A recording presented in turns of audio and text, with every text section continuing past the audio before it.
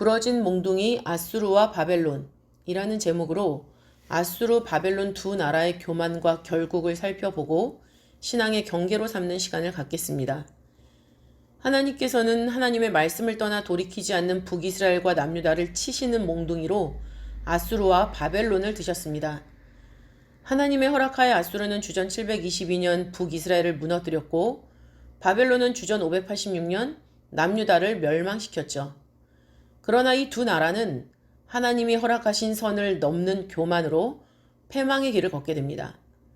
아수르의 패망의 원인은 이사야 10장 전체에 잘 나타나 있습니다. 아수르는 실상 이스라엘을 정신 차리게 만들려는 하나님의 진노의 막대기이자 몽둥이에 불과했죠. 그러나 아수르는 하나님을 우상과 같이 여겼을 뿐만 아니라 오히려 이방 우상들보다도 못하게 여겼습니다. 뿐만 아니라 자기 손의 힘과 지혜로 주변국들을 굴복시켰다고 자랑하고 있죠. 하나님이 정하시는 땅의 경계를 자기가 옮겼다고 하면서 완악한 마음을 드러내고 교만한 자랑을 늘어놓았습니다. 바벨론의 패망의 원인도 결국은 교만입니다. 하박국 1장 11절을 보면 바벨론은 그 힘으로 자기 신을 삼는 자라고 기록했습니다. 세상 말로 자기 주먹을 믿는 자라는 거죠. 또한 지나치게 행함으로 죄를 범했다고 기록하고 있습니다. 하나님의 진노보다도 더 넘치게 하나님의 백성들에게 고통을 가했다는 겁니다. 바벨론은 하나님께서 허락하신 권세와 영광과 위엄을 누리게 되자 스스로 마음이 높아지며 강팍한 뜻을 가지고 교만하게 행동했습니다.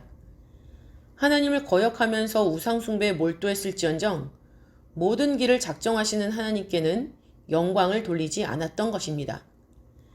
무엇보다도 바벨론의 벨사살 왕의 죄는 알고 지은 죄라는 면에서 변명의 여지가 없습니다. 이제 이 두 나라에 대한 하나님의 심판을 보겠습니다. 하나님께서는 아수르의 완악한 마음과 높은 눈의 자랑을 벌하겠다고 선포하셨죠.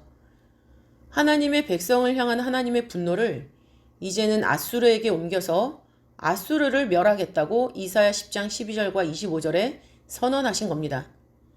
하나님께서는 바벨론에게 권세를 주셔서 아수르에 대한 심판의 말씀을 이루셨습니다. 그리고 바벨론의 심판에는 메대와 바사를 들어쓰셨죠. 하나님의 성전 기명을 술잔으로 사용한 왕궁의 잔치 자리에 손가락이 나타나 벽에 글자를 썼는데 그것은 메네메네 데겔 우바르신이라는 글이죠. 메네는 하나님이 바벨론의 시대를 세워서 그것을 끝나게 하셨다는 뜻입니다. 데겔은 왕이 저울에 달려서 부족함이 배었다는 뜻이고 우바르신의 베레스는 바벨론이 나뉘어서 메대와 바사 사람에게 준바되었다는 뜻이죠. 하나님께서는 메대 사람을 움직이셔서 바벨론을 치게 하심으로 바벨론에 대한 심판을 실제가 되게 하셨습니다.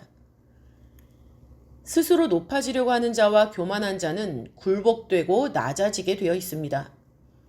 선을 넘어 하나님과 비기려고 하는 자는 음부, 곧 구덩이의 맨 밑에 빠치운다고 이사야 14장 15절에 말씀하고 있죠.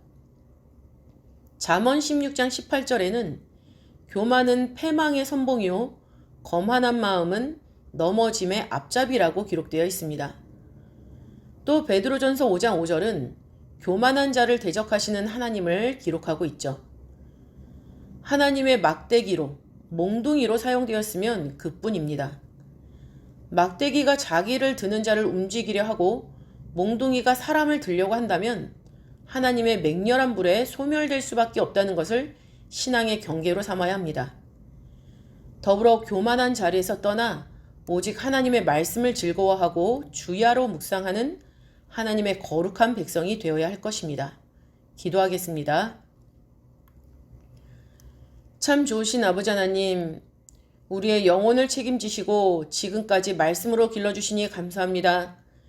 하나님의 섭리 가운데 잘되는 축복을 받았지만 터럭만큼이라도 내가 했다는 교만이 있었다면 회개하오니 용서하여 주시옵소서. 하나님께서 우리를 두신 자리를 지키며 오직 말씀과 기도로 거룩해지는 삶을 살 수 있도록 도와주시옵소서. 또한 하나님이 주신 시간을 살면 살수록 말씀의 실력과 열정이 샘솟듯하게 하시고 그 결과 우리의 신앙 인격이 하나님 앞에, 사람 앞에, 만물 앞에 부끄럽지 않고 칭찬받으며 본이 될 수 있도록 축복하여 주시옵소서. 사랑이 많으신 예수님의 이름으로 감사 기도 올리옵나이다. 아멘.